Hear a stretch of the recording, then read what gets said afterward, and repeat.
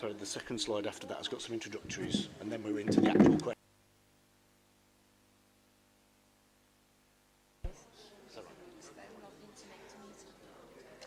Good evening, everybody. Can you hear me?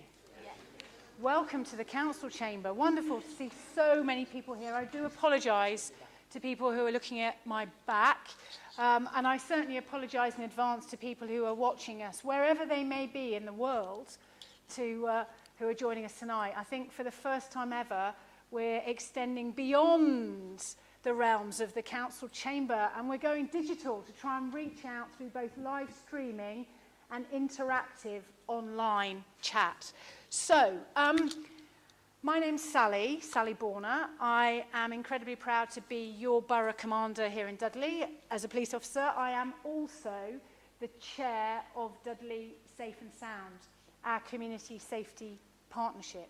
And what we're going to do this evening is an evening in 3 parts. The first part, which is going to be really interactive with the technology, is get your thoughts and views, listen to you around the issues that impact on our borough, both in terms of crime and wider community safety.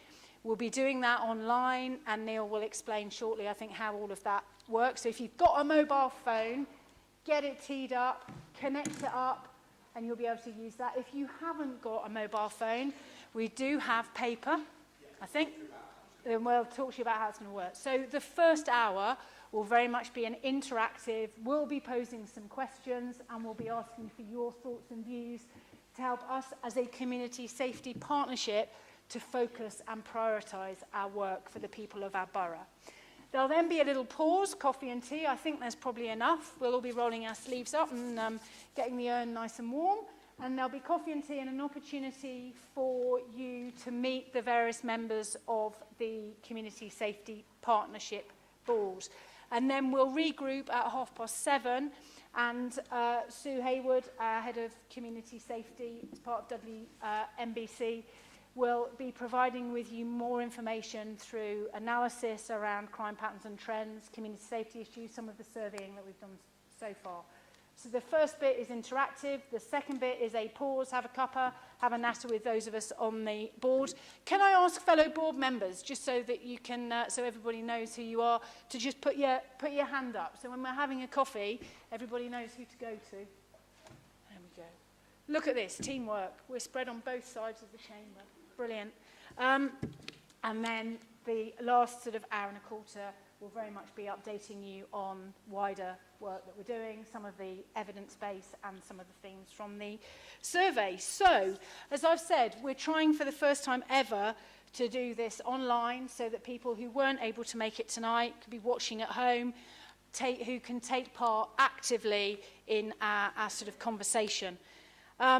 What I would just remind people that as we are operating in real time, the views that will appear on the screen are not filtered, as they are the views of individuals who are making them. But I know in terms of the sort of passion and the commitment of people in the borough, that people will be professional and respectful in the comments that you make, because this is all about us being able to help you and to keep our communities safe.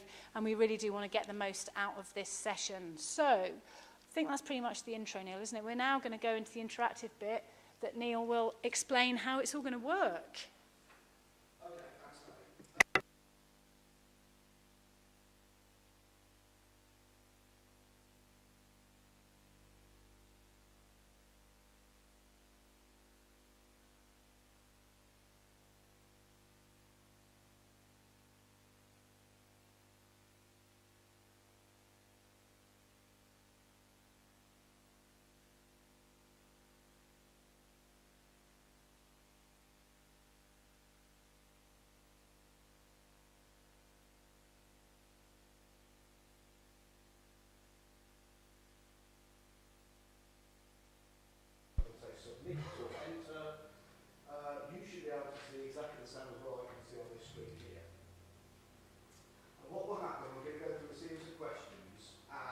So just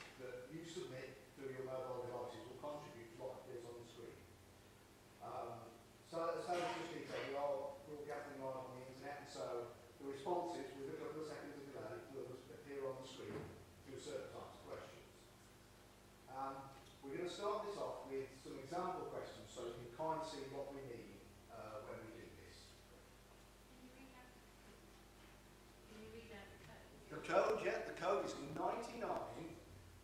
7283.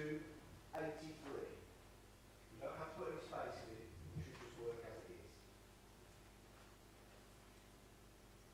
Right, so just give you a second to do that. For those people who are attending who don't have one of those devices, we'll be doing two different types of question. One of which is something called word cloud, so it's just asking you for words, for things that you want to say about a particular subject. If you've got a word that you want to appear on the screen and you haven't got a device, if you can just put your hand up, we've got a group of people who will be going around and will be able to input the words for you. Or if you've got somebody sitting next to you who's got a device who will be kind enough to input the words for you, then if you can do that, that would be great as well. Then we've got a second lot of questions toward the end where we need something more detailed in terms of the input. For that, if you haven't got a device, we will be giving you pieces of paper and we'll explain how that works at that point. Okay so far? Okay. Right, has anybody been able to get to that site that wants to, been able to get in, put the code in? Well, I've done that. It's got how all the interactivity work, and then it says you need a device, put your code in, which on Yes. all that again. Well, it's just appearing, what we've got on the screen now is just what you're seeing live on the device. So I'm just going to move everything on now and we'll start to get all the interactive bit. Okay. Okay, so we're going to do a test question. So you shouldn't have a question saying, what's your favourite colour? So you just type in your favourite colour, and I think then it will say something like submit or enter. Then hopefully we should start to get things appearing on the screen. Oh, we got a lot of things appearing on the screen. Not the colours that they actually say, but they are preferences and colours. And we'll see, as more people put words in, depending on if they're putting the same word, the most popular word will show, and it'll be the biggest word. And so the questions that come after this, we're going to have some interactive questions like this. And we can see in the bottom right hand corner, we can see how many people have voted. Okay, so that's an idea of how that was going to work. So what I'm going to do now is I'm going to move on, just give you an example of the next type of question. So in this kind of question, it's more of a preference. So you can vote for something from a list available. So for this one, it's what would you most like for breakfast? I know it's the wrong time of day, but if it was breakfast, what would you prefer to have on that list? And you'll notice you can only pick one thing in this particular case. Okay, so toast and cereal are having a race to the top. And both do, yes. So probably toast and cereal seem to be the favourite answers. So,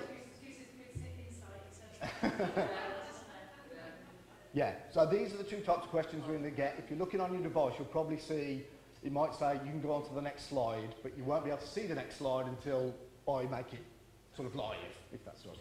Okay, so now we're going to go into the full questions themselves, which I think they'll have the title at the top, but if Sally wants to give sort of an intro too, then we can do. Okay, ready to go? Okay, so now before we do, just very briefly, so this is an opportunity to help us understand the key issues from a crime and then a wider community safety perspective. And it will just give us a sense of the things that you, as partners, or particularly as local residents, and it's great to see so many local people here, so that we can understand from your perspective and help us then drive and prioritise what we do in the wider community safety partnership. So the questions are really simple. Take some time to think about that and be really sort of upfront. And in terms of the questions, we want you to think about it in the context of the borough as a whole.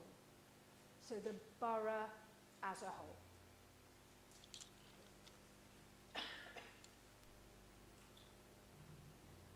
Right, so we've got the first question there. Coming up on all the screens. So that's, what are crime issues you think are having the greatest impact in Dudley Borough? And just write through text in there. This one will come up as a word cloud. So just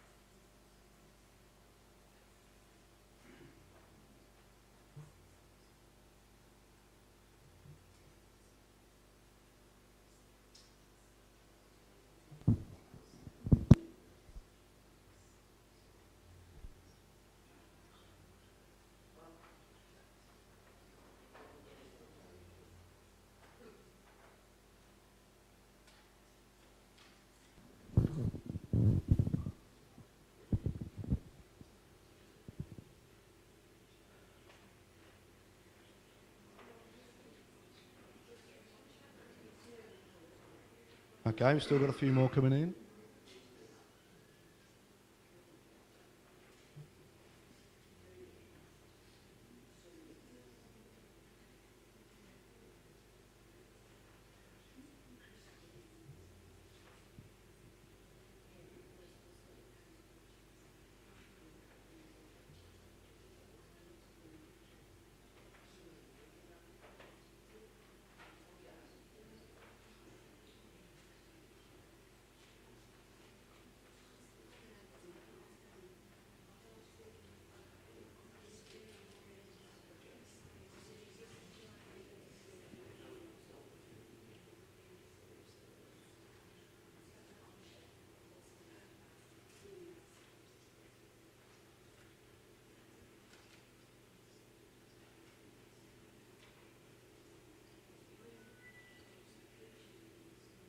Is there anyone still to submit anything on this?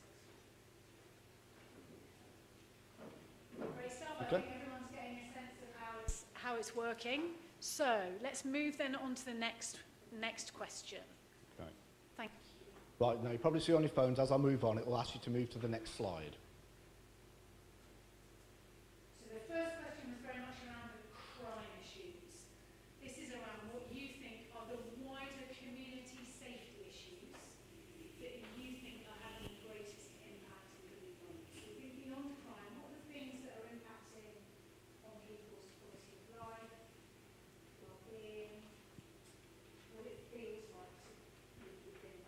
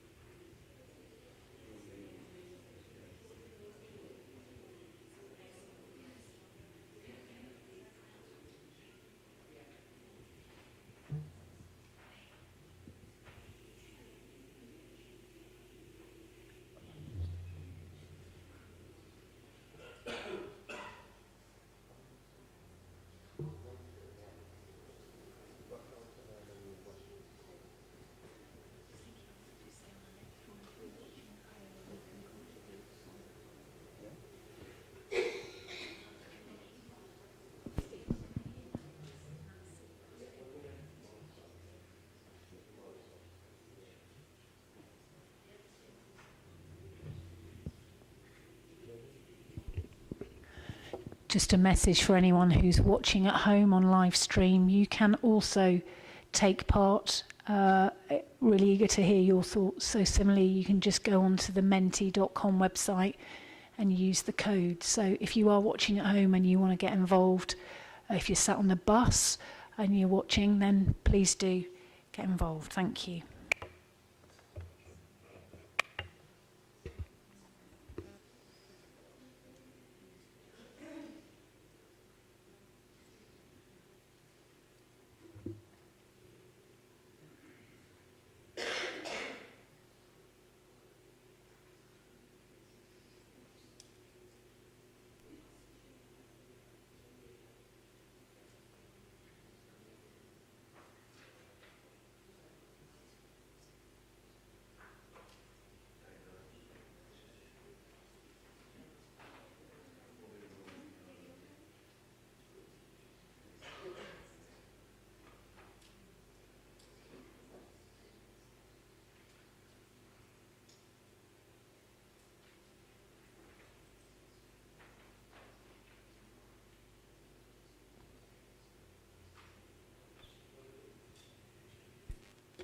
Looking around the room, it looks like everybody's contributed to that question, so we'll move on to the next one. As I say, if you're watching this at home, please do feel free to get involved.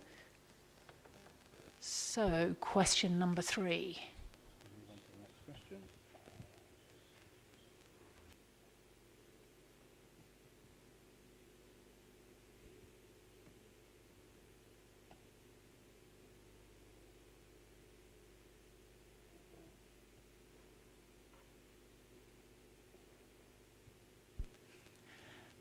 Okay, so question number 3 requires multitasking, which is, I'm not very good at that, which is why I'm not submitting anything on my phone. So here is a list of local priorities identified through analysis and public surveys. We put out a Have Your Say survey. We've had over 500 responses so far. When you look at the list to the right of the screen, is there anything missing from that in terms of crime issues?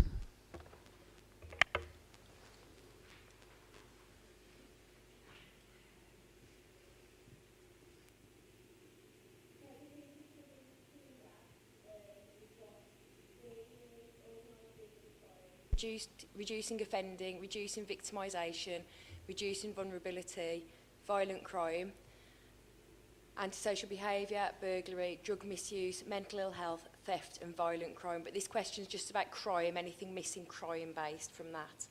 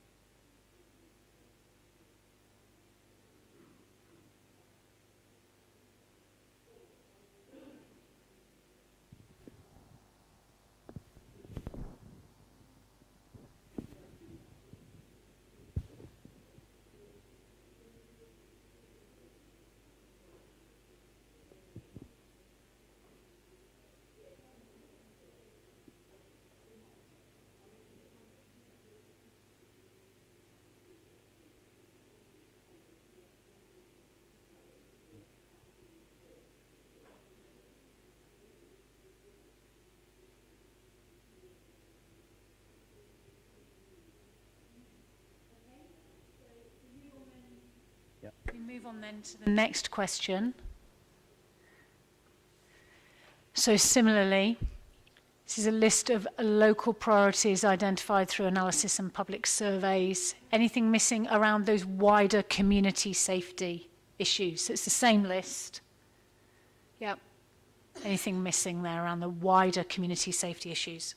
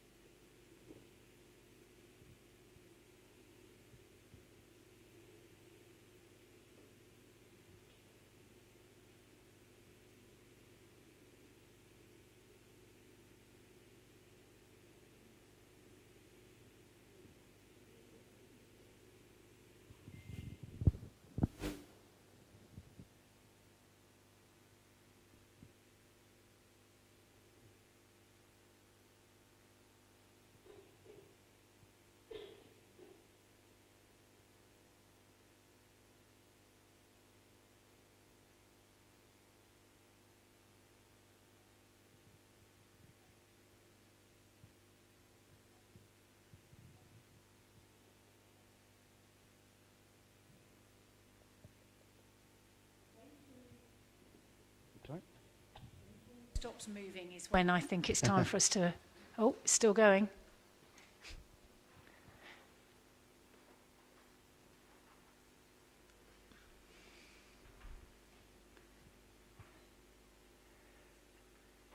Okay. Right, on the next few slides, we're going to be, from that combined list of identified priorities, going to be asking you in the first question to choose which one you think should be the top priority for the borough. And then we'll have a second question, look the same, and you'll pick your second priority, and then your third priority in the third question. Now, for those people who haven't got the interactive devices, there is a paper version of this towards the back that I think Sue and Kat will be able to hand out. They're just behind the table there on the chair, ladies. So if anybody wants to take part who doesn't have a device, if they could make themselves known. What we'll do, we'll have the interactive results on the screen. When we go for the coffee break, we'll collect in all the paper copies. And then in the coffee break, I'll combine the paper copies and the interactive ones together. So when we come back from the coffee break, we'll be able to see the overall results. So that means everybody will be able to be involved, whether it's the interactive one or the paper one. Okay. So if anybody wants a paper copy, if you could make yourself known, hands up.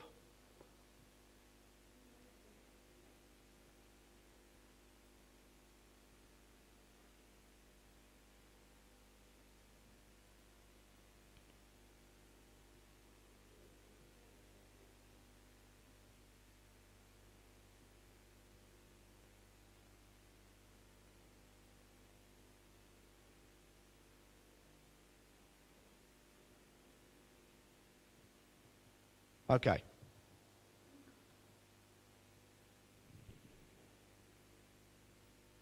Right. So, again, if you're looking on your phones, or if on your phones, you should now have a list in front of you from which you can pick what you think is the highest crime and community safety priority for Dudley Borough. Those looking on the paper, that's going to be the first column you've got, the leftmost column. If you put a cross or a tick or some kind of mark in the one that you think should be the top priority.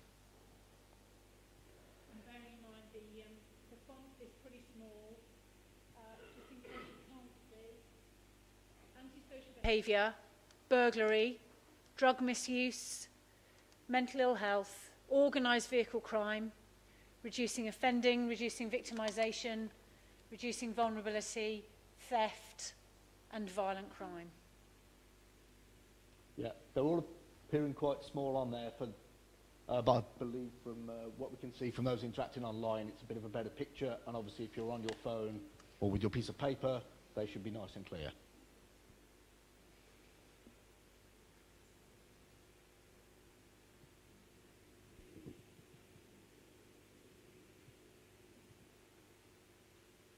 And obviously you'll see from this, because it's the top priority, you just get to pick one thing from the list. I think there's a list. If you pick one, you then have to click submit. So if you change your mind before you click, as long as you've changed it before you click submit, you can pick the one you want, then submit it.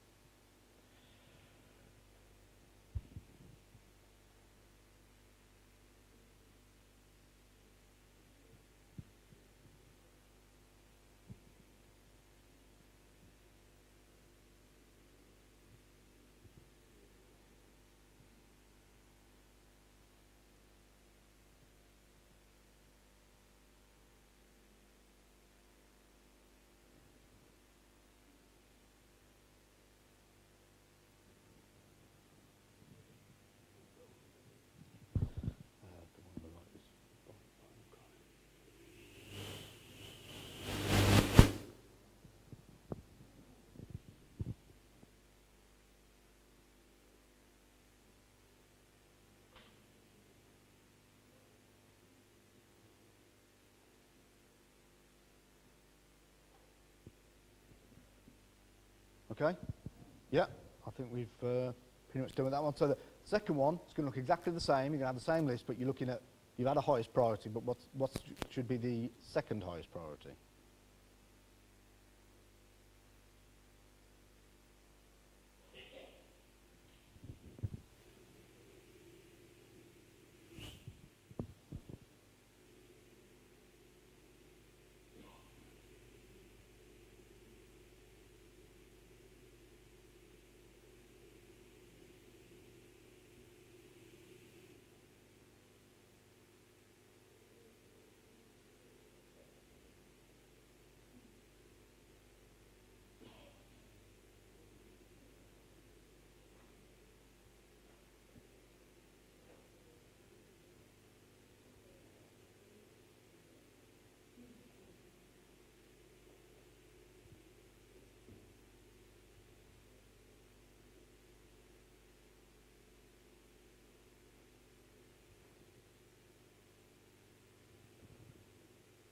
Okay.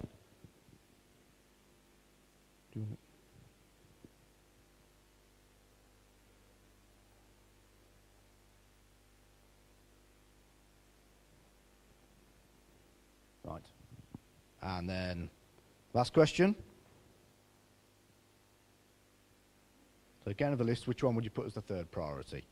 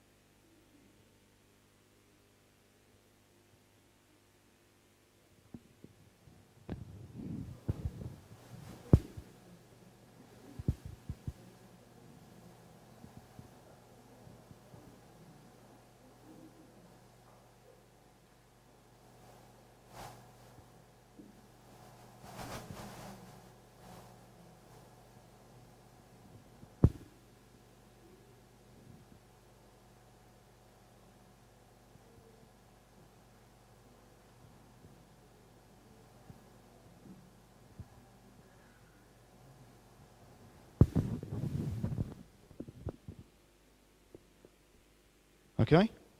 Right. If we're all done.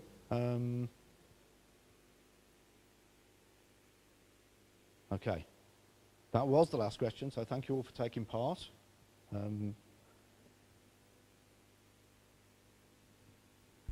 Brilliant. Thank you, everybody. And for those not on phones, I know that Kat and Sue, some of the team will come and collect your reflections, and those will be input into the system whilst we're all gathering for a coffee, and you can meet us as a board. But before we break, we have got 12 minutes in line with the agenda before we break for coffee. I'm interested in people's reflections around some of the headlines that you've seen from there. Any surprises in there?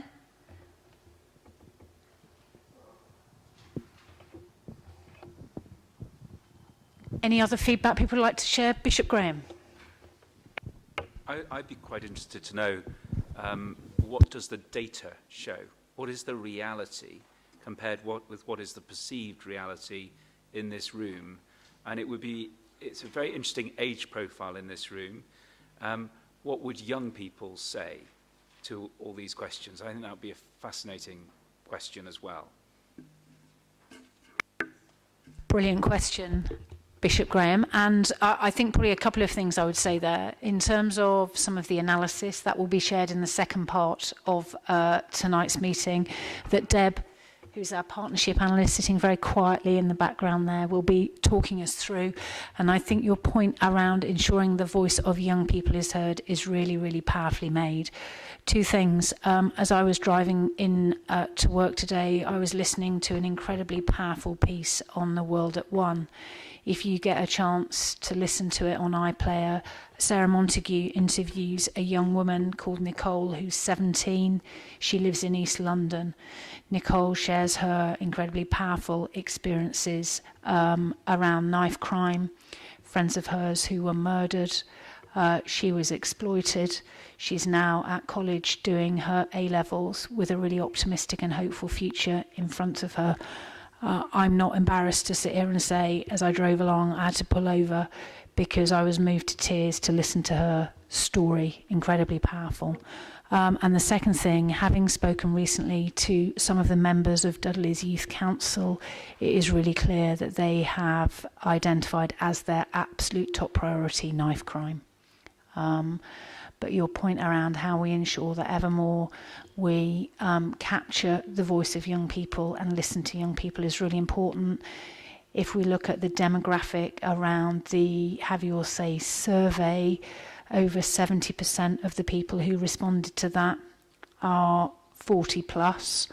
And I think it's a challenge as well as an opportunity that we all face to think about routinely listening to and understanding the voice of young people and involving them in the decisions that we all make, because it impacts on their lives, and young people are not just the future of our borough, they are the future of our society.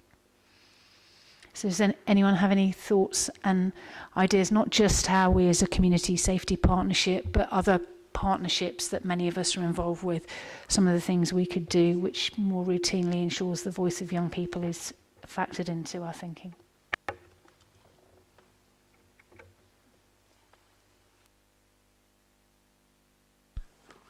Thank you. As Sally said, we do need to listen to the voice of children and young people. We do have 2 youth commissioners who are part of the board. Unfortunately, they're not able to be with us tonight, so we will ask them for their views. And I know they're particularly undertaking some projects as part of their work with the Police and Crime Commissioner. So we'll certainly check in with the youth commissioners. And also another way that we hear around the voice of the child is through the work of Children's Services, and particularly through the Youth Offending Service Management Board, and Mike will be giving us an update later.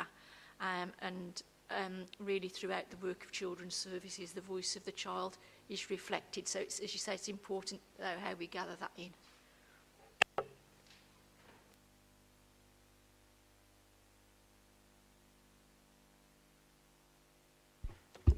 Should we break for a coffee? Because there's so many wonderful people here this evening, we're probably going to have to queue. Why don't we break for a coffee and we can continue the conversation over coffee, and then if everybody wishes to come back here for 7:30, we can then start to go into more detail around some of the analysis and some of the wider themes from the survey.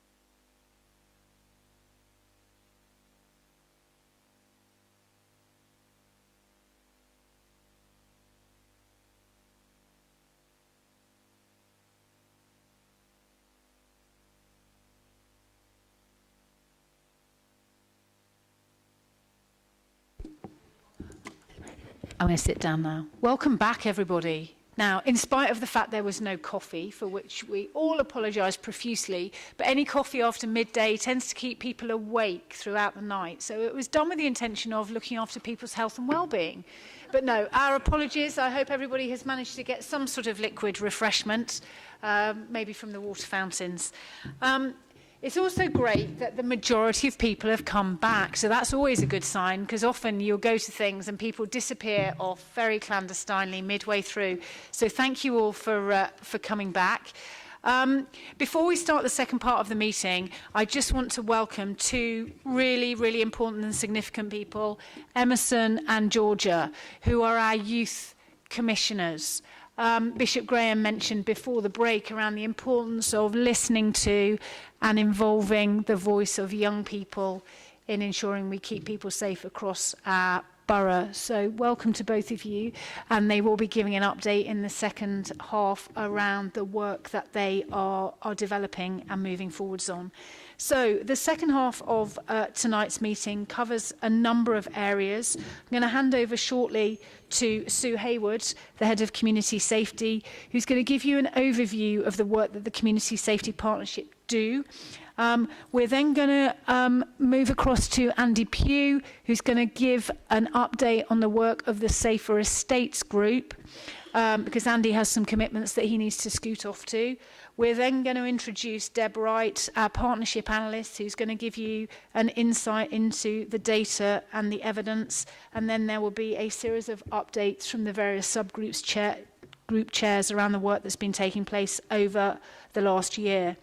Our intention tonight will not be to finalise and agree absolute priorities. I think you'd all appreciate it's really important that we take away the feedback, the reflections that have come from this evening, look more widely around what the evidence is telling us, and then as a board identify what are the things we're going to focus on through the year ahead. But I think it will be useful at the end to summarise some of the key themes and headlines that have come out from what you've told us this evening. And just to give people a sense of that, as a start of 10, Neil has done some amazing stuff, wizardry with the technology around the prioritisation scores that you gave to the various different things. Neil, do you just quickly want to feedback on that? And that did include putting in the paper feedback copies as well. Yeah, so this is everything that you saw on the screen at the time, plus the paper feedback that we got in the rooms. That's all been combined together. There we go. Yeah, thank you, Steve. So Steve just helped us put that up on the screen. So this was the first of the questions about the highest crime priority. So the tallest bar that you can see there is reducing offending. So that was the one that came out as top. And in terms of the second highest priority, that was the bar you can see, the rightmost one, which apologies not showing great on the top screen, but is visible on this one for those people who can see it. And that was violent crime, as you can see, with 9, closely followed by reducing vulnerability, but violent crime was the second highest crime priority. And then for third highest, quite a distinct pattern there, showing the bar on the left, which is antisocial behaviour, sort of coming out well ahead of other options for the third highest priority. So thank you everyone for your inputs. Thank you, Neil. We just thought it was really helpful to share that with you in terms of your contributions from earlier on. All of the word clouds, all of the information that you shared with us, we'll then pull all of that together and start to work through that in developing our plan for the year ahead. So I'm going to hand over now to Sue as our Head of Community Safety to work us through the second half of the evening. Thank you, Sally. I'm just going to give you a bit of background to Safe and Sound, Dudley's Community Safety Partnership, and then, as Sally said, we'll give you an overview of the work of the partnership through the subgroup reports and through Deb's performance report. So Safe and Sound is Dudley's Community Safety Partnership. It came into existence in 2005, and it brought together the Crime and Reduction Partnership and the Drug and Alcohol Action Team agenda, partly through a change in legislation, but it was felt to be good practice really to merge the two agendas, because very often we can see, for example, some crimes being committed due to, for example, substance misuse. That's just one example. And obviously we do link in with health colleagues, and some of that will come out during the subgroup reports. So the Community Safety Partnership was a merged agenda from 2005. And in terms of, we have some statutory partners within the partnership, and I'm pleased to say the majority are represented here tonight. So we have police as a statutory partner, the local authority, fire and rescue service, the community rehabilitation company, National Probation Service, and the clinical commissioning group. So they're represented tonight. We also work in partnership with the voluntary sector, and Andy Gray was here earlier. I know Kenneth was from CFED. I'm not sure if Kenneth is still here. Yeah. Also, we have victim support with us tonight. So it's a range of statutory partners and the voluntary sector coming together to look at the crime and disorder issues for the borough. And we do that through one of the requirements that we have is for an annual strategic assessment. So our partnership analysts will pull together information from partners, from the crime data, and also from the various public surveys. So we've heard tonight that we've had over 500 responses from the Have Your Say survey. There's also been another survey that the police partnership analysts have run as well. So as well as the statistics, we will be adding into our strategic assessment and our forward planning the results from the online survey. So we have a number of statutory responsibilities. One is to work in partnership and also to work in partnership around preventing crime and disorder, antisocial behaviour, reducing reoffending, around environmental issues, around drug and alcohol misuse, around reducing reoffending, and around domestic abuse. So we've got a broad range of statutory functions that we need to fulfil, and a number of strategic priorities. We also work in cooperation with the Police and Crime Commissioner's Office. That's one of our responsibilities as well. We have a duty to cooperate with the Police and Crime Commissioner. So I will just give the Safe and Sound website a plug. I'm not going to talk for long, but if you want to find out more about what we do, or if you want to make contact with us, all of the information is on the Safe and Sound website, and the website address is on the bookmark. Or you can contact us if you're not using the internet. If you call through Dudley Council Plus, they'll connect you to one of us by telephone. So that's the community safety team, not the whole partnership. But the work of the partnership is highlighted on the website. So that's just a bit of background. So when we come to the subgroup reports, on the second side of the agenda, there's a kind of partnership structure chart, and most of the subgroups are represented here tonight, and they'll just be giving a bit of an overview of the work that they've been doing from the 1st of April last year, so what we call the 18-19 performance year, just to give you a flavour of the work that we've been doing from the priorities that were highlighted last year. So the majority of the groups have been set up from identified priorities, and we'll also be having a brief update from Mike, who will be reporting around the Youth Offending Management Board, which isn't a subgroup of Safe and Sound, but there's a dotted line to us because obviously we all need to work in partnership together. So I think that's enough from me for the moment. I'm going to hand over now to Andy, because Andy has already got a commitment and needs to be away before we return to the agenda. So Andy is going to report on the work of Safer Estates.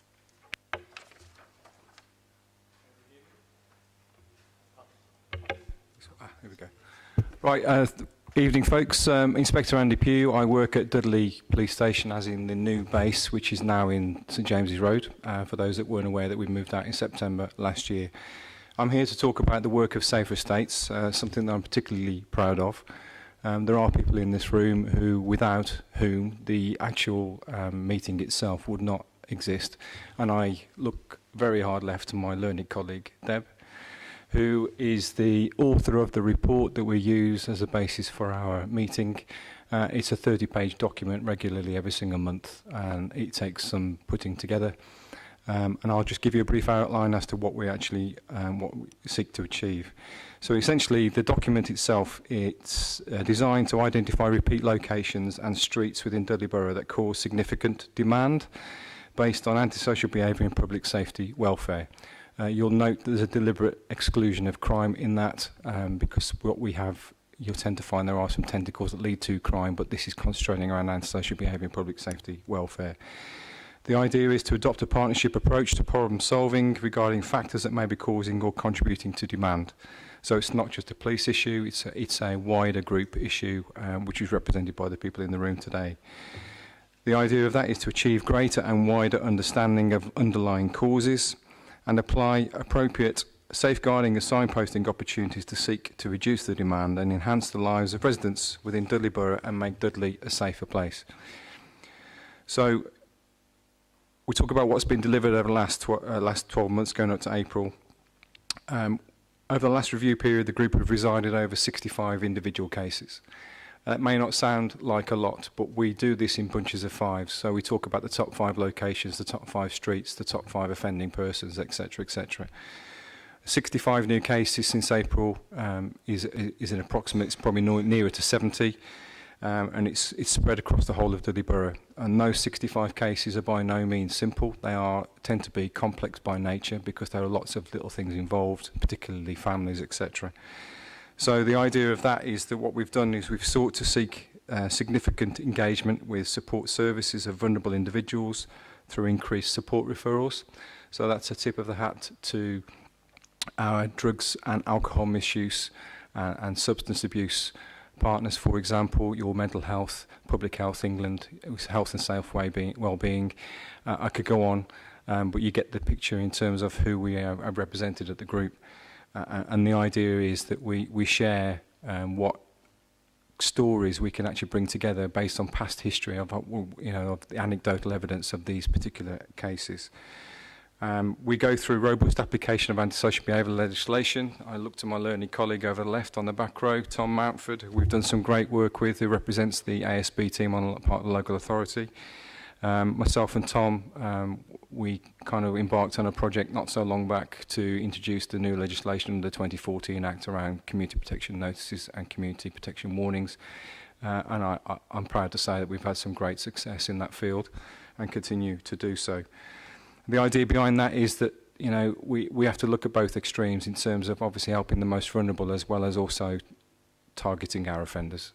That's what we do. We're about reducing offenders. Some people, unfortunately, they will only respond to that, and we have to take heed of that. And as such, we apply the legislation fairly but appropriately and robustly.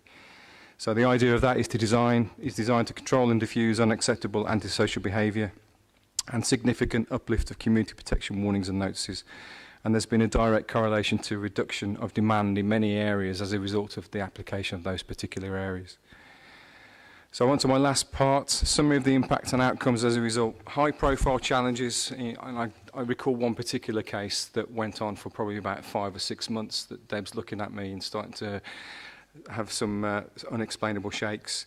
We had a series of high demand with a well-known travel chain of hotels that were placing residents from within Birmingham local authority. And it was causing significant demand on services. And we're not just talking about police, we're talking about ambulance and fire as well. We were getting 60, 70 calls a month. And as you can probably appreciate, 60, 70 calls a month, it takes us away from areas that we could probably be better used and utilised. So as a result of that, we revisited and we went through that in a real dynamic process, and we identified some real issues around process and procedures. There was nothing intentional there, it was unintended consequences. But as a result of the Safer Estates focus on that, we managed to rectify that to a really good resolution. And we reduced the demand to 0, which is no mean feat based on what we were faced with. As a result of that, we have had greater and enhanced collaboration of partner and external agencies with emergency services to deliver well-informed practice. Enhanced creativity and innovation for longer-term problematic complex cases, providing reduction in demand and in many cases removal of demand in its entirety. As I started my little epitaph here, we have only 65 cases perhaps, however they are quite complex. You have early family referrals, early help. You've got people who've got some significant issues that they weren't not responsible for, they're born into, and we have to look after those. It's our absolute responsibility to safeguard the most vulnerable in society, and that's the start of it all.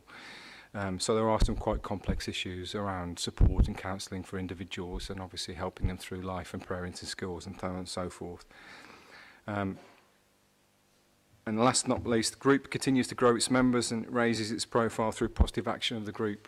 We've had some really good success stories. The collective will of the group, and I'm proud to say I do chair it quite often with my colleague from another part of Dudley Borough. It really does please me when we have some really difficult cases and we actually make a difference to people's lives. And I'm hoping that Deb will back me up on this, and Tom as well. We've had some significant cases that we've dealt with over the year. And we've brought them to really good success, where people have actually got the appropriate support, and they've got the supported living and accommodation, which obviously has reduced the demand that we all experience. And trying to make our community safety is the bottom line, but doing it in a really robust, but with a gentle touch, to make sure that everyone goes home safely every night and we can enjoy the peace and quiet of our own home.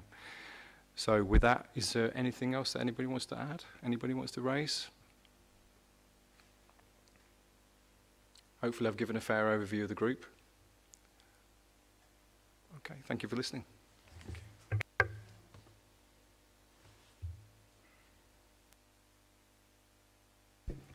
If I may, and I think listening there absolutely reflects the impact that that group is having on often very vulnerable people's lives in helping them, but by doing that, the wider positive impact it has across our communities as well. So absolutely, let's keep moving forwards in partnership in terms of that particular group and the work that you've shared over the last year. So if you can take our thanks back to colleagues, great example of partnership together with Tom and the team. Keep up the great work. Thank you.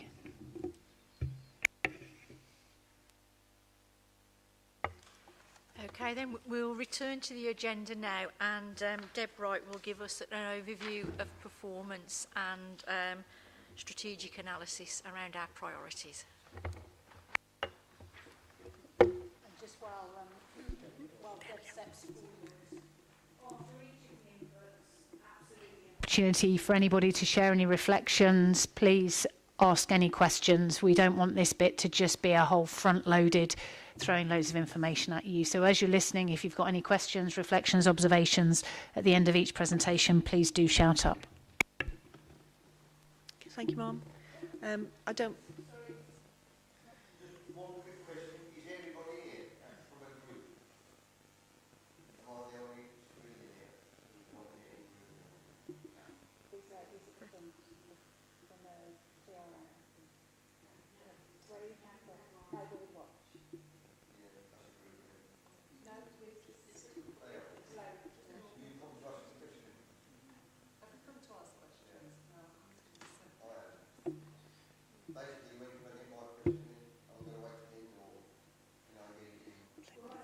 If we work through the agenda, it may be, depending on what your question is, there's an appropriate moment for you to ask it. So if you listen to each of the presentations, if there's an appropriate moment to ask your question, please do. If the appropriate moment doesn't arise, then absolutely at the end, we will give people the opportunity to ask any wider questions. Right. It's normally a 13-page report that I submit to this group, but I'm not going to make you sit right the way through it. So I'm just going to pull out a few of the key headlines. Total recorded crime for Dudley has increased by 9.8% year to date. You'll hear me say that's gone up quite a lot. But when you put that into context, across the force, crime has gone up everywhere, and it's actually gone up by 10.9%. So whilst Dudley is going up, it's going up at a slower rate. So there is something in Dudley that we're doing right, because we're not following the rest of the force at the speed that they're going at.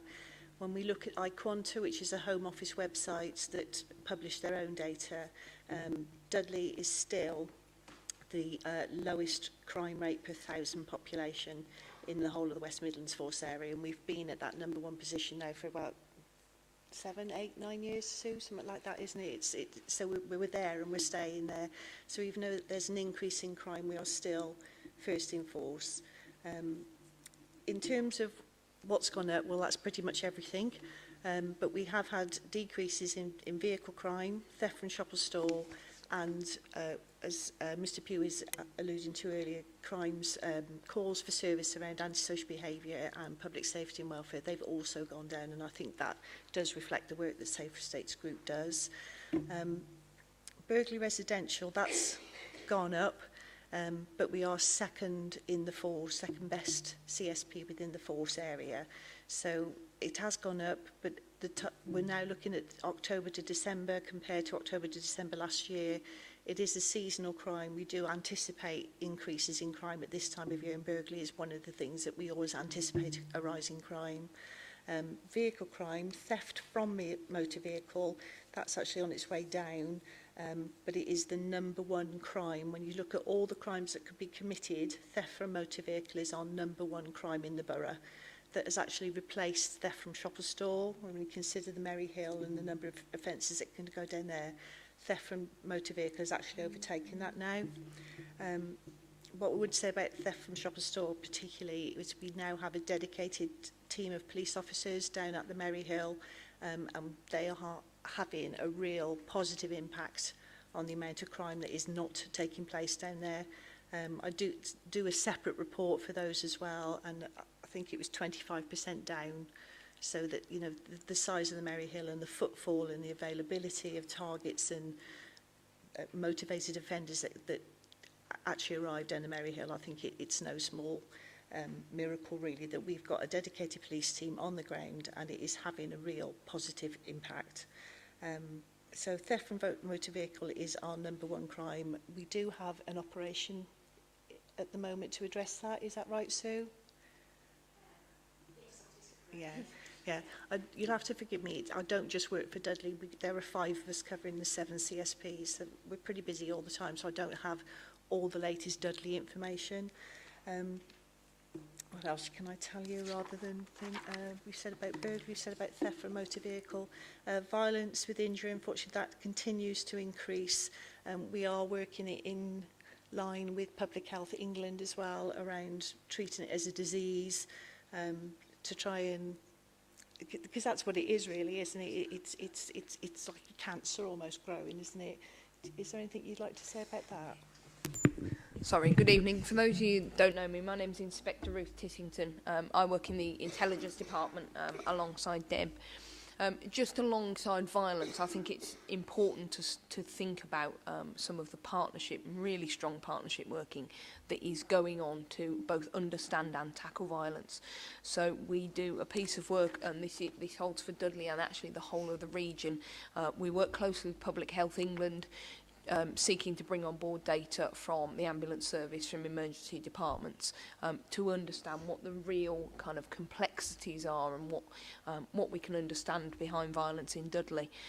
Alongside that, there is then a group called the Violence Prevention Alliance in the region that look at interventions and what we do. So we're seeing things like the rolling out of youth workers who sit in emergency departments and speak to and deal with young people who've been brought in with injuries, and there's lots of other work going on. So it's almost a reassurance to say, unfortunately, violence is not a quick fix, although, of course, everyone wishes it were, but there is a lot of work going on to understand and to tackle violence across Dudley and the whole of the West Midlands. Thank you. Thinking about some of the lists that we saw up earlier in terms of things like vulnerability, hate crime, that's also on its way up in Dudley, albeit if I tell you there were 88 offences in October to December this year compared to October to December last year, there are 87, so we're on pretty even field there. And when you look at how Dudley is performing, again, as a CSP within the West Midlands Force area, we're the best performing CSP. In fact, we're the best performance CSP for robbery, vehicle crime, total recorded crime, and as I said earlier, we are second for burglary. So even though the message is coming out that the crime is on its way up, Dudley is holding its own in terms of how we perform it compared to the rest of the force. vulnerability, like we said, hate crime, domestic abuse, which is another thing that was mentioned earlier, that is increasing. Is that such a bad thing that we're getting more reports? You can see both sides of the story. We're actually getting more reports, which means that we can do more about it. The more that gets reported, the more we get to understand and unpick what's going on behind there. I've just done, as Sue alluded to earlier, I've just done the first draft of the strategic assessment, and there is a section in there on domestic abuse, and we've looked at where parents are the victims of children, and it's a really wide, complex thing to try and get your head around. So the fact, the more reports that we get in, the more there is to learn from it. And I think that's as much as I was going to. Calls for services has gone down. Public place violence, that's gone up. And again, is that because it has actually gone up, or is it people are ringing and reporting it more?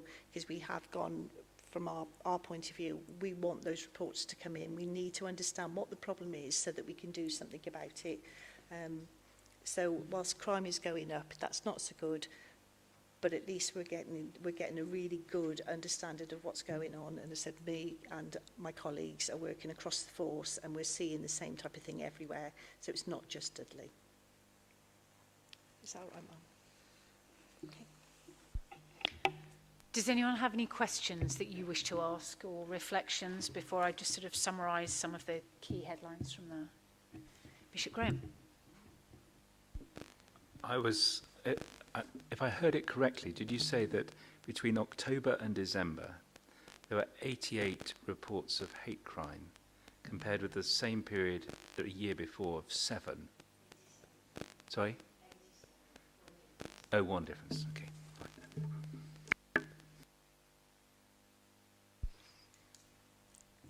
Okay, just a couple of things then that I would emphasise from Deb's update. Dudley has the lowest crime rate anywhere in the region per 1,000 of the population. Dudley is a safe borough, but we cannot and should not become complacent. I think what came across loud and clear in terms of your feedback is that focus in prioritising violent crime. We have had some tragic, horrendous incidents in recent months where people have been murdered on our streets. Those cases have all resulted in people being arrested and charged and are awaiting trial at court. So you will appreciate I'm not in a position to go into any further detail regarding that. And we recognise that significant incidents like that have a significant impact on people's feelings of safety and their perception of crime. But I think it is really, really important to relentlessly share that fact that Dudley has the lowest crime rate per 1,000 population of any borough in our region.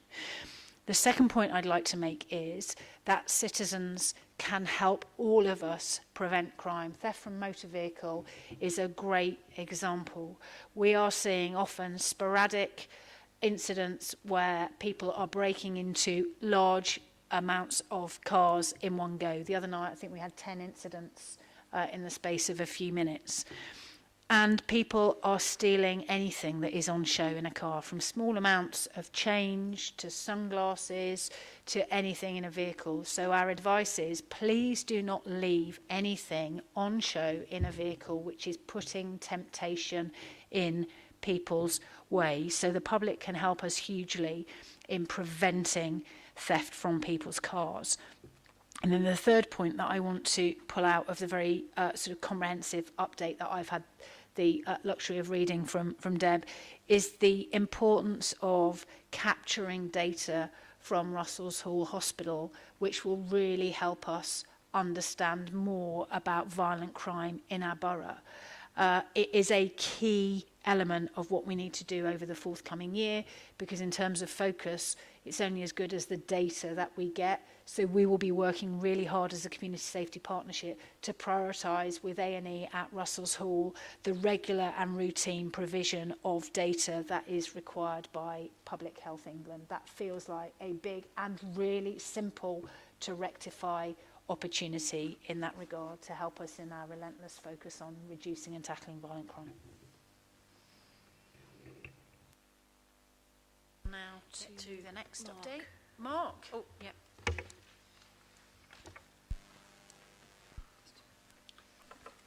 Thank you, Chair. I have a brief report to present tonight in relation to the Community Cohesion Strategic Group updates to go through the key areas of work for 2018-19. During that last year, excuse me, the key priorities that we had were to understand local community dynamics and look at identifying potential or actual tensions, to support and promote community cohesion by ensuring that partners work together, share information and direct resources as appropriate, and you've heard some examples of that earlier this evening. To understand issues relating to hate crime and the prevent agenda, which I'll talk about briefly shortly, within the borough, and to act on that information accordingly. To try and understand issues relating to gang activity, which is something that popped up quite a lot in the word clouds area, and support prevention and intervention work is required. To understand issues relating to modern slavery within the borough and act accordingly. Again, I'll provide a brief update shortly. And to try to minimise the potential negative effect of tensions and hate crime. And again, I will talk about that very briefly in a minute. And then to implement the community cohesion and communication strategy is required, hopefully to get the wider message out about the work that we're doing in these areas. So there are effectively 5 just brief topic areas I'm going to cover, which is community cohesion, hate crime, modern slavery, and then the prevent agenda. And then I'm happy to take any questions at that point. In relation to community cohesion, we continue to monitor tensions, and we meet and report on these on a quarterly basis.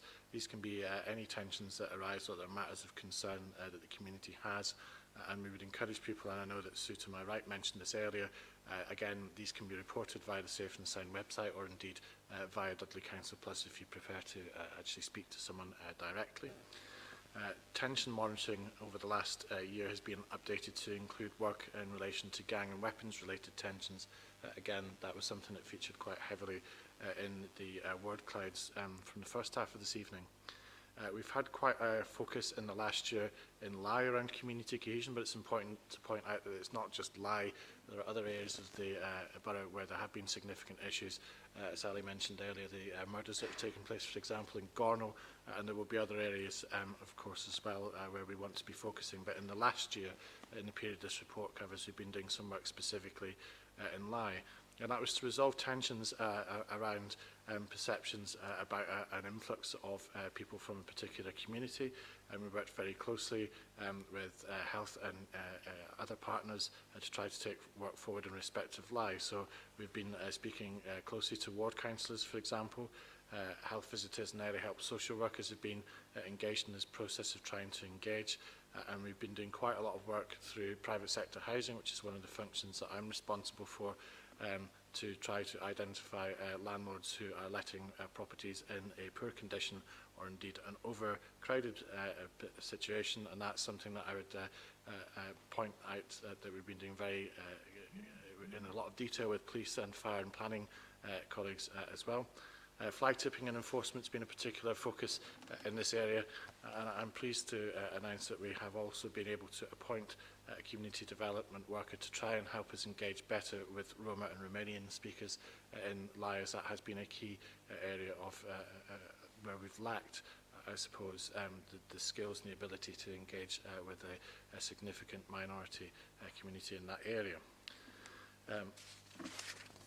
If I turn now to hate crime, again, that was something I mentioned in the word clouds earlier on.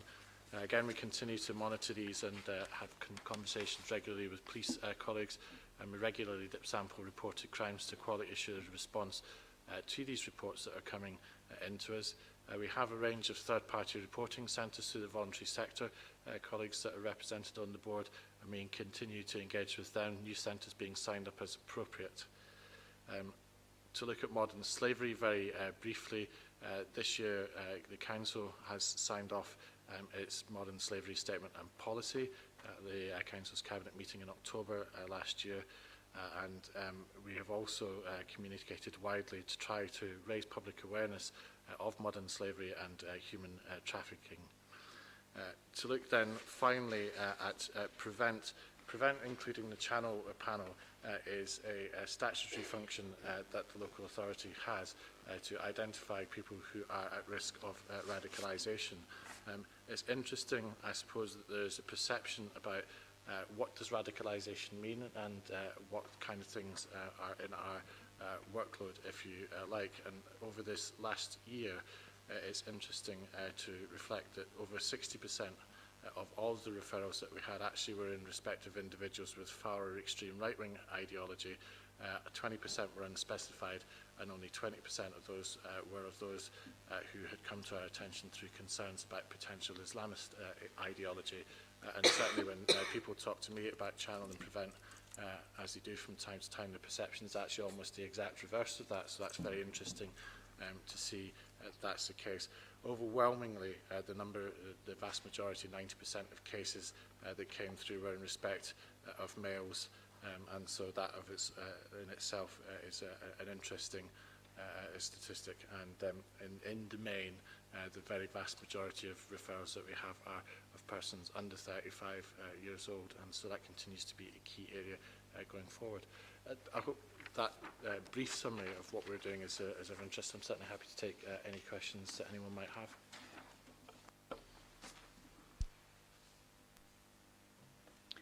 Mark, thank you for the update.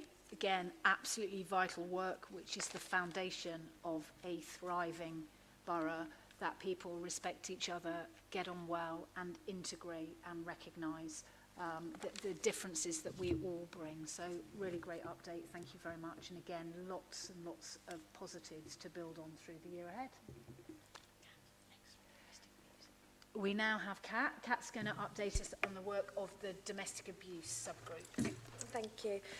So the focus of the subgroup is to provide a strategic oversight of the domestic abuse and sexual violence agenda within the Borough of Dudley, to ensure that the regional domestic violence and abuse and sexual violence standards are implemented, to provide a governance arrangement in respect to the multi-agency risk assessment conference, which is the function to look at high-risk victims, and act as a steering group for that conference to make sure that we're doing all that we can for those victims, to delegate actions as appropriate and to work with the Domestic Abuse Forum, Dudley's Domestic Abuse Forum, and to look at those trends and the scale of domestic abuse and sexual violence within Dudley. So they're the core aims of that group.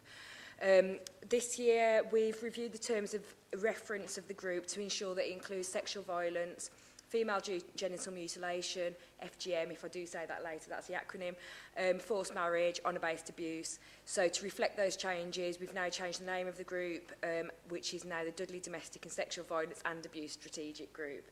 It doesn't really roll off the tongue, but at least it encompasses what we look at. To reflect these as well, we've updated several of the pages on the Safe and Sound website to make sure that that information is accessible, where we can report it, and to get resources and other information. So we've now got specific pages for domestic abuse, forced marriage, stalking, and violence against women and girls.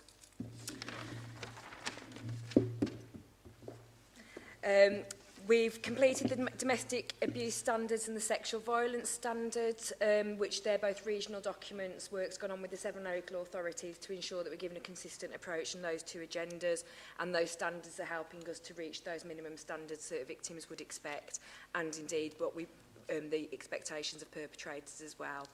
We're on number 4 for domestic homicide review, so part of the role looks at when we do get a death within the borough, we review that death if it was a domestic and look at what we could do, change practice to hopefully prevent that in the future. The domestic abuse single point of contact, which is run in conjunction with Black Country Women's Aid and CHAD, that continues to run effectively, and that gives a single point of contact for a victim of domestic abuse, or indeed a professional, somebody who's concerned about someone, to make that call and make sure they're getting referred into the right service. We've done a lot of work around bids on a regional level and a Black Country level. We've pulled in some funding to support refuge and work that goes on within refuges, and also supporting children where they've experienced domestic abuse within the family. We've also had the Domestic Violence Perpetrator Programme, which was funded by the Police and Crime Commissioner. The criteria for that has been extended. Originally it was just for children in need or children on a child protection plan for fathers of those children, and now it's been extended for early help as well, so children that are recognised that need that early help. The Domestic Forum continues to meet quarterly and feeds into this strategic group subgroup, and that is a mixture of voluntary community, faith, and statutory sector people, and they share best practice on what we're doing and work together to improve that response to victims. A conference took place in November, and that was for Dudley practitioners. The theme around that was about learning and initiatives. So looking at learning from domestic homicide reviews, serious case reviews where there's been domestic abuse and adult reviews as well, and looking at what we've learned and what initiatives we've put in place to actually improve the safety for victims within Dudley. In regards to forced marriage, there's a lot of regional work going on with that, so we do link in with those regional work, and part of that has been the comms around forced marriage, honour-based abuse. Communication specifically took place around July time. That's linking with often when people may be taken to other countries for that forced marriage, but it's also linking with Day of Remembrance, which is a national day, so we link in with those. Information's also been sent to schools, resources shared, so that we can share that information with our children and young people that may experience it, or their friends indeed who may experience it. Female genital mutilation, FGM, there's been a lot of work going on with that as well. So the lead GP and education lead from local authority been presenting the topic to local mosques, and the group have made some good links with the local Yemeni community centre to raise awareness. A workshop's taken place to look at what gaps there are and what we need to do in the future around this agenda. A lot of work's gone on with the education, so work with the children and young people within schools, but also a lot of work with school staff, so designated safeguarding leads, and 550 education staff have received FGM training. So overall, the impact of the group, the MARAT continues to be effectively supported and support high-risk victims. The training audit will hopefully, that we've taken place, will make sure that we're getting a consistent approach to training across the borough with those key elements included in the training, so we're getting those messages across. The SPOT continues to support those victims, and working on a regional Black Country level has brought in additional best practice, but also additional funding for the borough to work with victims and children who have experienced domestic abuse. I think that's me.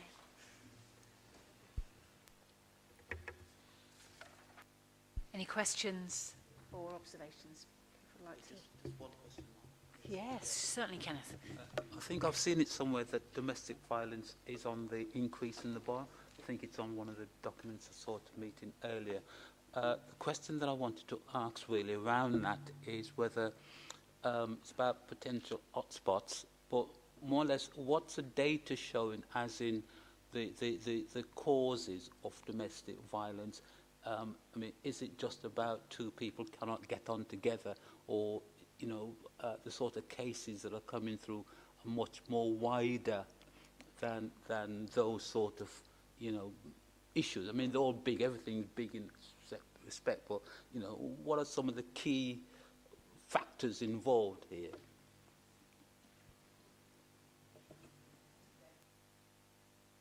It doesn't. Oh, there we are. From the work that I've recently completed, it is across the board. It's partner on partner, it's parent versus child, it's child versus parent, it's sibling versus sibling, mother versus daughter, father versus son, ex-partners. It's a real complex area. It certainly isn't one main thing in particular. It is throughout the whole family, and sometimes further afield than that.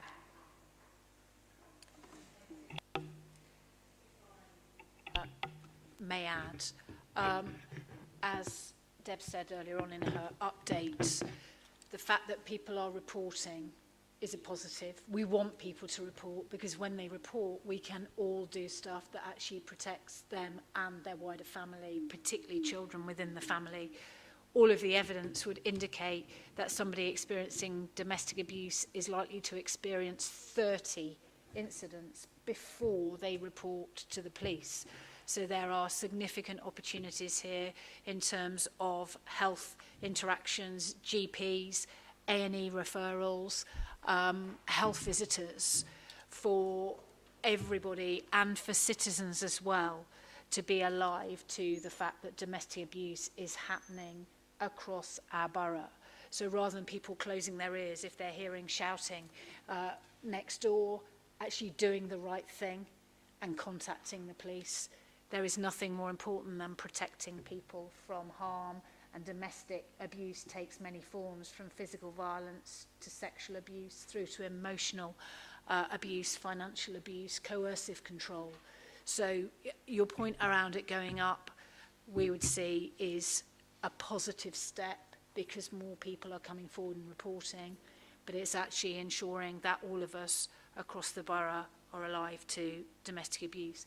And when we know that it's happening, we're able to do something to protect victims and particularly safeguard children, but also ensure that we are working hard to focus on offenders and bring those offenders to justice who are causing harm and misery in other human beings' lives. Thank you. The update on the work of the domestic abuse group. Domestic abuse forms the highest proportion of violent crime, but for all the reasons I've just described, there is a separate group that specifically focuses on the work around tackling and preventing domestic abuse and safeguarding children who are experiencing it. So we're going to move on now, I think, to Emerson and Georgia, our two youth commissioners, to share more about the work that they are involved with. Good evening, everyone. I'm Georgia Whitehouse, and this is Emerson Hanslip, and we are the new youth commissioners for Dudley. We are both 16 years old and have just begun college. Emerson currently attends Dudley 6, and I'm at King Edward's in Stourbridge.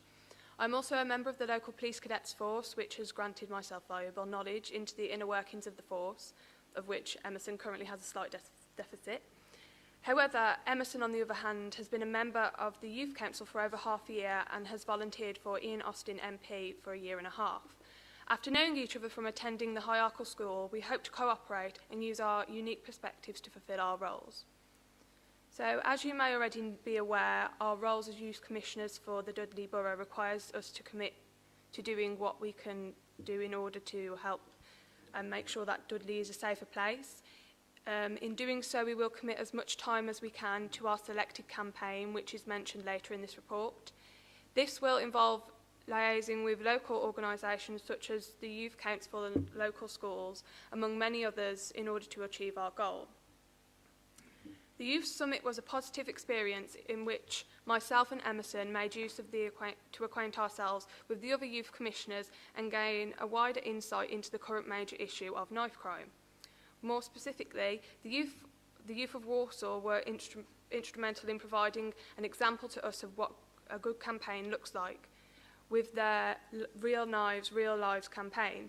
The video which they produced was effective in portraying both the reasons and impacts of carrying a knife in an interesting way. The section of the summit delivered by Chief Superintendent Ian Parnell was very informative, looking at detailed statistics in relation to the causation of knife crime in the West Midlands.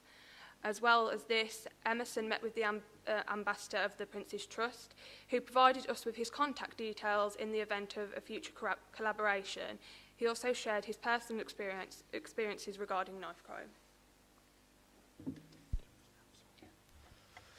Hello, evening everyone. So I'm just going to talk to you all about regional meetings that we've been to so far. So far, me and Georgia, we've attended two youth Police and Crime Commissioner meetings that take place in the police headquarters in Birmingham, and that's where all the youth commissioners get together from around the West Midlands, and we discuss issues and things that have come up in our local boroughs and whatnot, and we also put forward requests for information. So in that first meeting, although there's not much to share with you regarding that, as that was more of an introductory one, as to our second meeting, myself along with the other youth commissioners, we discussed a variety of topics. So the most valuable part of this meeting was a roundtable discussion on our 29 activity, in which we all asked for further information on different areas of policing that can help us with our campaigns. So I put forward a request for more information regarding stop and search procedures in relation to our chosen campaign idea. In addition to the two Youth Police and Crime Commissioner meetings that we held, we also had a meeting with Chief Superintendent Sally Borner upon our election in early November last year. And obviously this is a meeting in which us and the Chief Superintendent establish a dialogue and agree to hold general meetings every 6 months or so to sort of consolidate everything that's happen during that time. However, we're not restricted to those meeting dates. We can liaise in between those periods. So finally, just onto our chosen campaign. So although we don't have an official document which details the proceedings and the objectives of our campaign as of right now, and the reason for that is because we've spent the first 3 months of our two-year term as youth commissioners just getting acquainted with the role and getting more information regarding what's happening at, attending local meetings, getting more information what's happening in Dudley regarding policing and whatnot. We decided upon a campaign that we want to develop over the next 2 years to be centred around stop and search awareness and discussion. And the reason for that was looking at the 2017 Make Your Mark ballot, which is what ballot that the Youth Parliament hold every year, which is a reflection. Over 1 million young people took part in this, and it was a reflection of the issues that young people across the country found most important to them regarding all sorts of different things, so mental health and whatnot. So in Dudley, one of the main issues that came up there was knife crime, as well as mental health. And I believe, correct me if I'm wrong, but I think on the infographic there we saw that the second prioritised issue, most concerning issue when it comes to crime was violent crime, and then I assume a subcategory of that will be knife crime. So we're going to focus on stop and search, educating them and raising awareness of it, and also raising the discussion around it, because we feel that it is an important part of policing which there is a stigma around, and we want young people and everyone else to get a better understanding of it and the inner workings of it over the next 2 years. So next month, me and Georgia will be attending one of the Dudley Stop and Search scrutiny panels, and this opportunity will be used to gain more information on stop and search, including statistics and other information required to carry out our campaign. As some of you may know, this channel will be chaired by Shezi Malik, I believe, the senior stop and search youth trainer here in Dudley, and obviously we hope to cooperate with her much more in the next 2 years in order to work on our campaign. So just to conclude, we offer our apologies for the limited information we can provide regarding our campaign at this time. But we have, like I said, we've spent the first 3 months familiarising ourselves with the role, and just getting more information and reaching out our contacts. Thank you. Georgia Emerson, thank you very much, and you've made a real impact in the short time that you've been doing that role. Your energy, your enthusiasm, your youthfulness and your understanding far better than any of us in this room around the issues that are impacting on young people's lives is going to help us hugely keep our young people safe in our borough. So does anyone have any questions or observations you'd like to share with Georgia or Emerson? Thank you, and we look forward to continue to work really closely with you. Thank you very much. Okay, we've now got Elaine, who's going to update on the Substance Misuse Alliance group. Okay. Hello, thank you. So I'm going to just give you a bit about what the Substance Misuse Alliance group does. We do have a strategy that has been in place since 2017. It will end March this year, so it will be renewed in April. The basis of the strategy is that we have a number of outcomes that we wanted to achieve, and underneath all of those outcomes are a number of actions.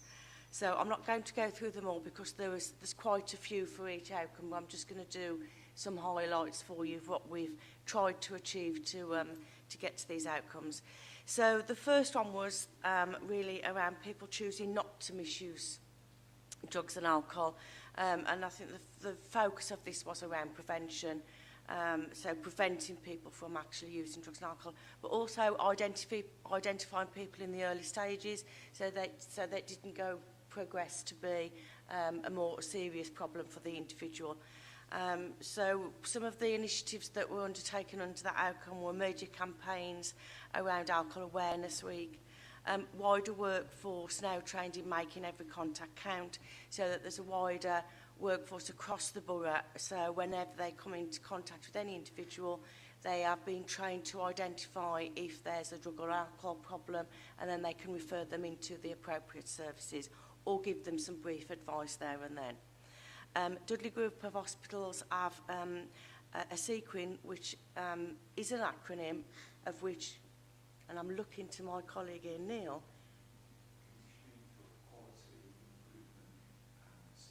Something, thank you. Basically, it's an NHS England initiative that is and it's a national initiative across all hospital trusts, is to train all staff, again, to identify alcohol and smoking amongst patients at that early stage and refer them into the appropriate services so that they're getting help at the very earliest point. We have level 1 and 2 drug and alcohol awareness training across the borough. It's available for all professionals working in the borough who come into contact with the general public, and it's free training. We've got lots of joint working between public health staff and trading standards taking place, which including representation at alcohol licensing committees. The second outcome that we wanted to achieve was that more people recover from drug and alcohol misuse. We have a well-established integrated substance misuse service which is fully embedded with a wide range of interventions, from very brief advice to more high-level substitute prescribing and dual diagnosis with access to both medical staff, counsellors, advice, peer support, group work.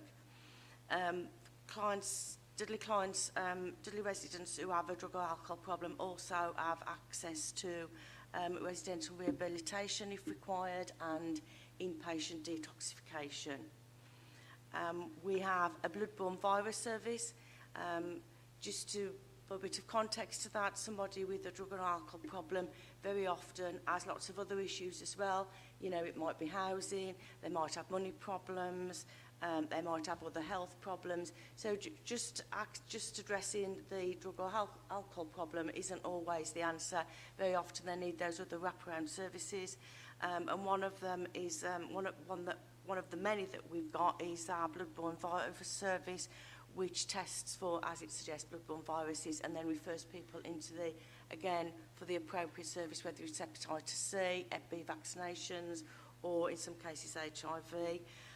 The service that we have in Dudley was recognised nationally last year as a gold standard service.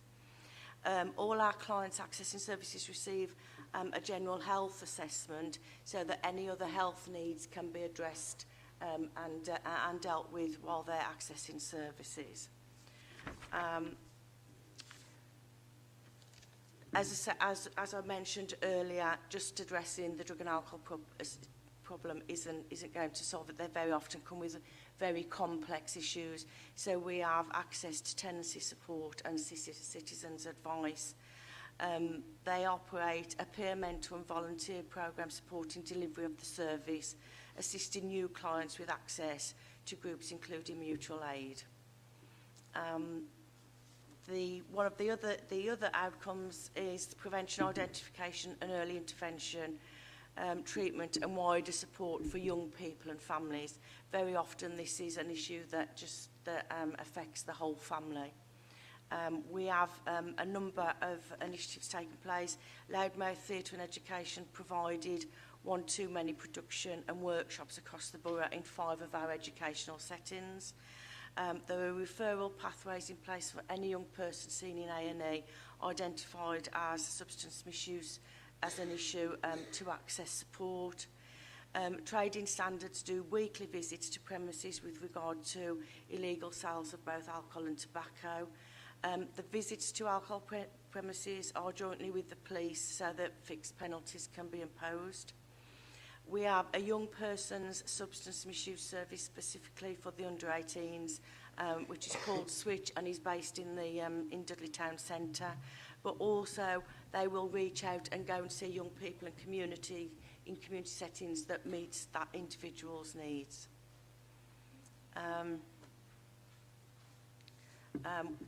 One of the other areas of work was that we wanted to see fewer people experiencing crime and disorder related to drug and alcohol misuse. So we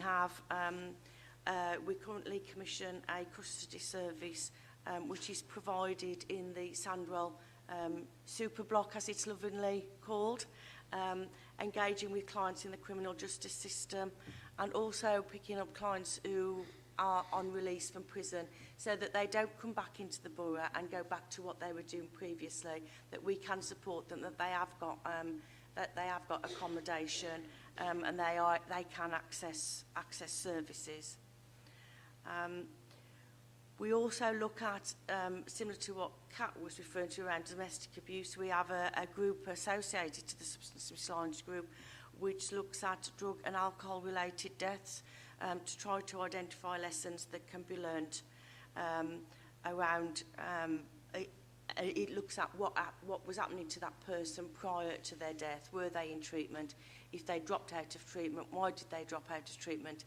It's not a finger-pointing exercise. It is to look at how, as organisations, we could have perhaps worked better to prevent that death, but also to look at why that person wasn't doing well in treatment. We also have a local drug information system to disseminate drug alerts across the borough, and this is where we have intelligence or information that there is possibly some very dodgy substances about on the street that people really shouldn't be taking. And I know you could probably say that about all drugs, but very often we have intelligence to say that it's been mixed with something that is actually quite fatal, well, can be fatal and has been. So we try to get those alerts out as quickly as possible across all professionals and to our service users. There is lots more, but I think I'll try to keep it as brief as possible, but I am happy to take any questions.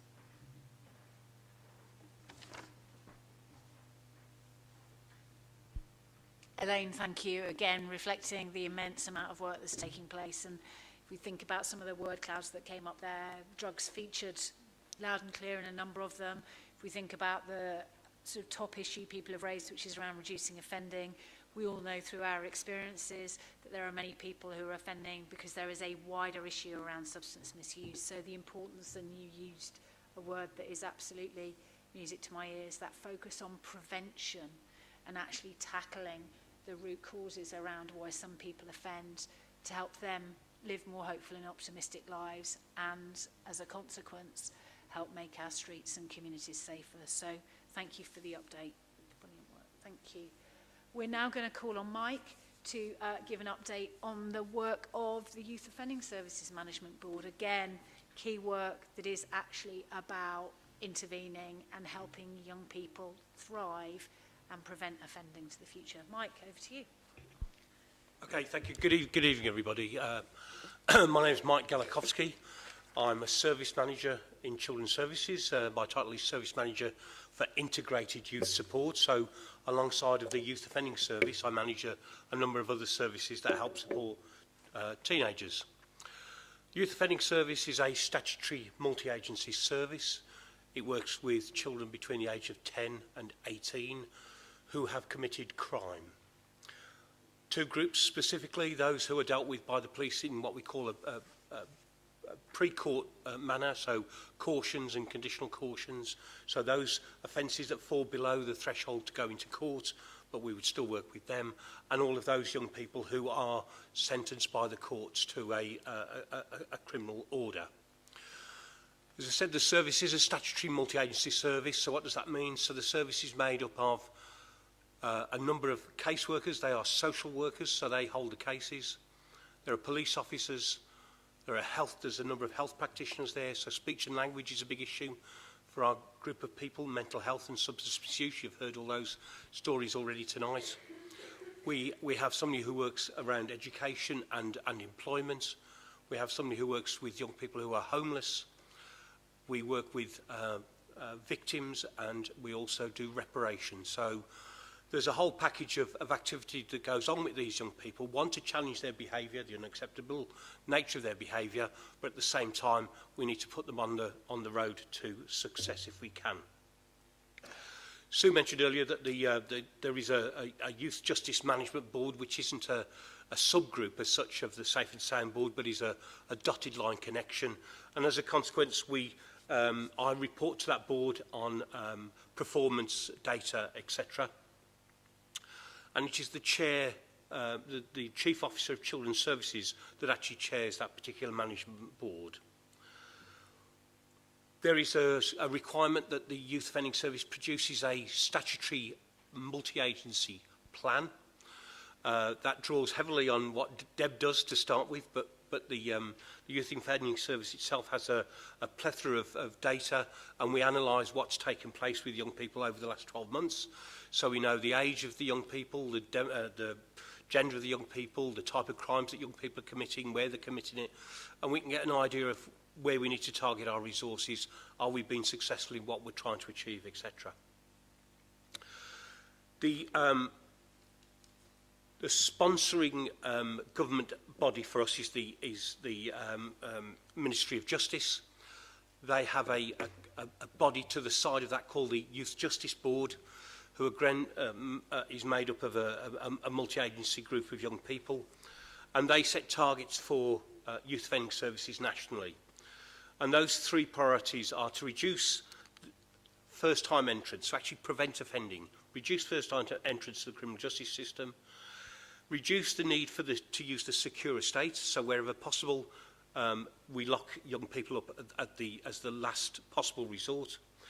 And as has been mentioned in all of the word clouds, our job is to reduce reoffending. So what we do is, having analysed what we know about young people and their offending behaviour, we then set services in place that try and tackle those three targets. What would I say for the last 12 months? Well, the YOS has been responding to a small but significant number in the rise of violent crime, and again that's been reflected in everything we've said here. And some of that has been linked to either gang or group rivalry. I was worried about the actual word gang. I think it has a very strong connotation of something, and sometimes these are young people who have a postcode affiliation, and they relate to that. But I'm not sure if it's what I would perhaps call a gang in its truest sense. But nevertheless, there are worries about that. There has been a growing awareness of and potential for vulnerable young people to be recruited into transporting drugs from urban areas into county or countryside areas, seaside areas, and it was referred to up there, which is a thing we call county lines. And that brings with it a number of concerns, because it's often adults who are managing these county lines, and they operate in a very aggressive manner towards some very vulnerable young people. These are kids who may be young people in care. They may be young people who have dropped out of school because they can't cope there, and so on, and they're very keen to recruit these people, to ask them to carry drugs.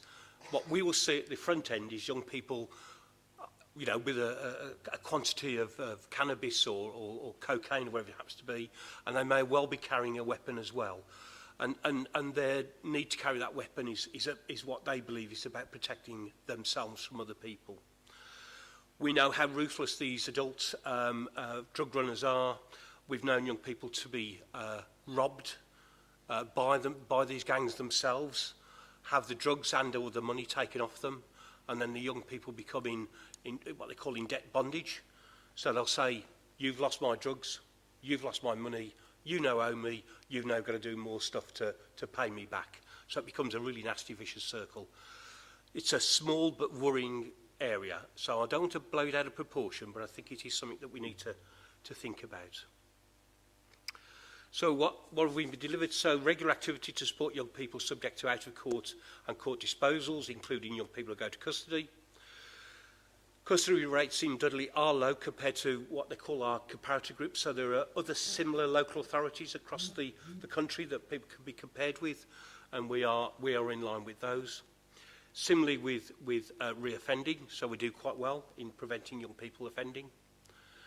There is a small rise in the number of first-time entrants, and I think that's linked to the fact that Deb and others said that we have this creeping increase in offences generally, so we need to keep an eye on that. The service works very closely in partnership. I've described not only as an operational partnership, but in all of the groups that have been mentioned here today, the Youth Offending Service or my service is represented. We do try to keep the borough safe by managing young people as best as we can. Those are subject to court orders. The service is also now looking to work with young people to prevent offending in the first instance. So those who haven't yet committed a crime, but their behaviour is starting to give cause for concern. So that's something that we're looking to do as we go forward in the future. So that's a brief outline of what we do. And again, I'm willing to take questions if anyone has any. Thank you.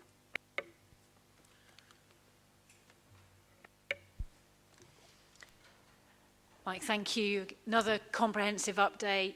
Big focus there on prevention and intervention, and also a recognition that there are a small number of children and young people who are increasingly being exploited, and it's absolutely vital that we work together to protect them and to protect them from harm. So thank you. Thank you very much. We're now going to move on to Natalie. Natalie is going to give us an update on reducing reoffending. Hi, my name's Natalie and I am from the Community Rehabilitation Company, also known as the CRC, and we've been focusing on the reducing reoffending strategy and agreeing an aligned approach across all of the Black Country boroughs. So for 2018 we were focusing on forming a reducing reoffending strategy group, ensuring that there was representation from the local authority, each local authority and partnerships. So for example, Sue for Dudley sits on it from the Community Safety Partnership. We've developed a reducing reoffending strategy document for the Black Country, with the focus being on prevention, the early identification and intervention to prevent offending and reoffending, strengthening the pathways to prevent the cycle of reoffending and high risk and high volume crimes, and management of high risk offenders and targeting key cohorts to reduce volume crime. And work continues on ensuring that there's a minimum offer of support from each area to support the reducing reoffending agenda, and we continue to define the performance measures as well to measure whether we are being successful in the work that we are delivering.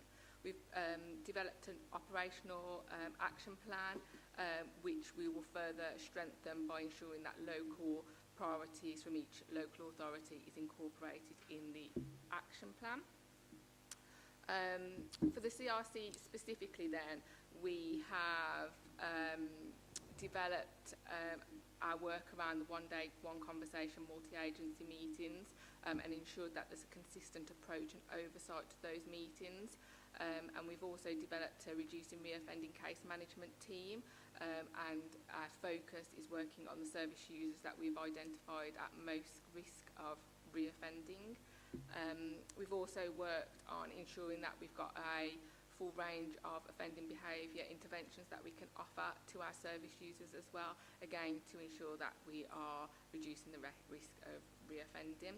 And we've also developed a data set which we call our reducing reoffending analysis tool, which we've nicknamed the RAT. I'm not too sure that's a great acronym, but and that also supports us in the identifying that we're working with the right cohort of service users. Thank you. Happy to take. Natalie, thank you. Again, vital work, strong focus there on prevention. And if we think about the themes that came out earlier on, reducing offending came out absolutely top, because we know when we prevent, when we reduce, when we tackle offending, that has the biggest impact on preventing crime, protecting the public and reducing demand. Thank you. So we're going to conclude in terms of subgroup updates with Sue. Sue's going to do two. She's going to start with rogue landlords and then finish off in terms of update from the violence reduction group. rattle through these pretty quickly, but happy to speak to people after the meeting if there's any further questions. So in respect of rogue landlords, Mark did touch on it in his community cohesion report, but we work together as a multi-agency group to tackle landlords who knowingly flout their obligations by renting out unsafe and substandard accommodation to tenants, many of whom may be vulnerable. We also work around behaviour associated to those premises, so around antisocial behaviour. The group has focused on issues also relating to modern slavery and has addressed concerns appropriately, and we're currently in the process of refreshing the joint partnership protocol to maximise the tools and powers that are available to partners to tackle rogue landlords, because there isn't one single piece of legislation. It's a standalone piece of legislation to tackle this issue, sadly, so we have to draw on a number of different pieces of legislation. So in terms of what we've delivered a series of joint visits to premises, so particularly with fire colleagues, local authority, private sector housing, police and planning colleagues. We've served improvement notices and HMO declaration orders. We've got a greater understanding and sharing of intelligence. We've hosted a landlord forum because whilst we want to tackle rogue landlords, we want to encourage good landlords. So we covered issues around preventing cannabis cultivation, around resettling and housing and welfare of offenders, and we had some national updates from the National Landlord Association around changes in legislation. There are some new powers available to us now in respect of landlords, and that's included bringing on board a database.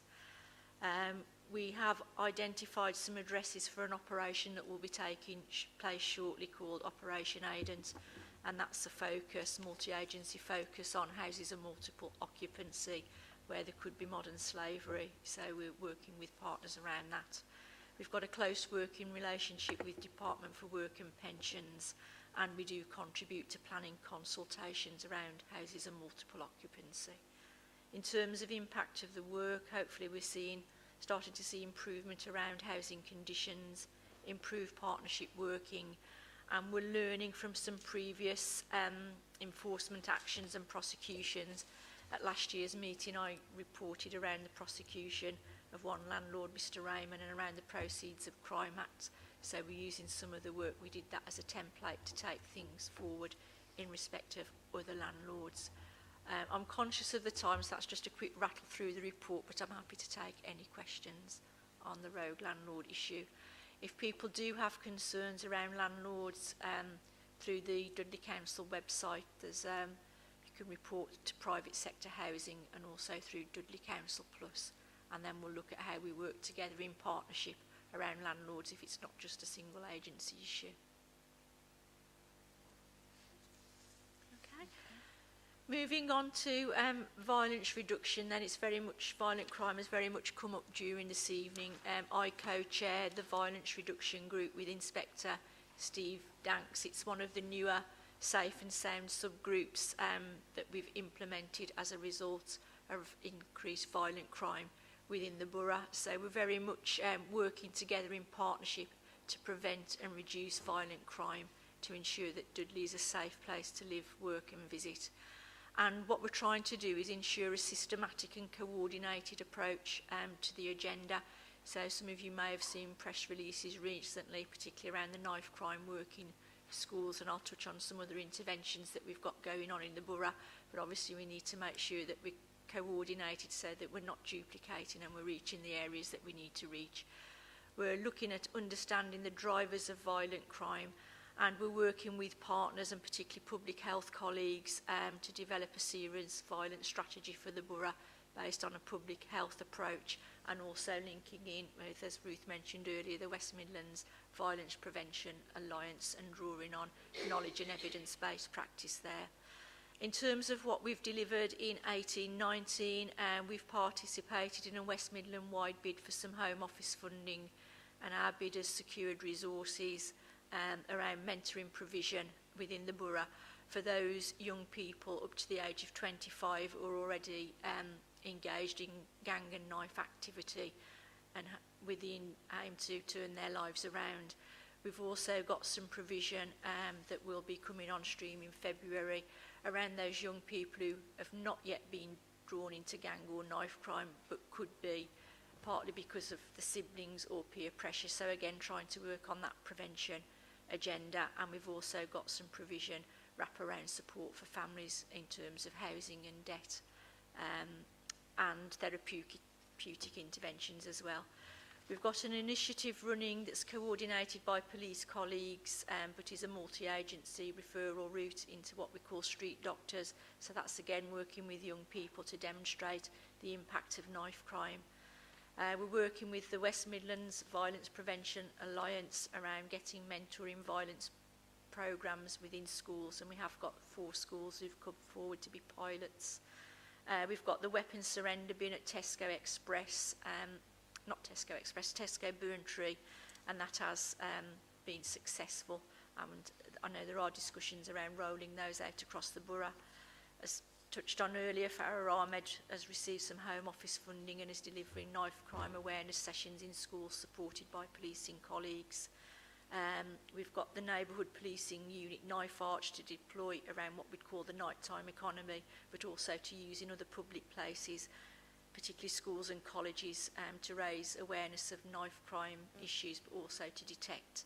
We're working with Children's Services Family Solutions around a project called Divert, and that's very much looking at diverting young people away from gang and knife issues, and through offender management as well. So those adults and children and young people who have offended, there's an offender management approach in place. In terms of outcomes, hopefully we've now got a better understanding of what we've got in place around intervention and prevention. We know where the gaps are. We've got better partnership working. We have been successful in some funding bids. And in terms of over the summer, there was particularly close working between the Youth Offending Service, Children's Services and police colleagues, and we did see a reduction in youth violence over the summer.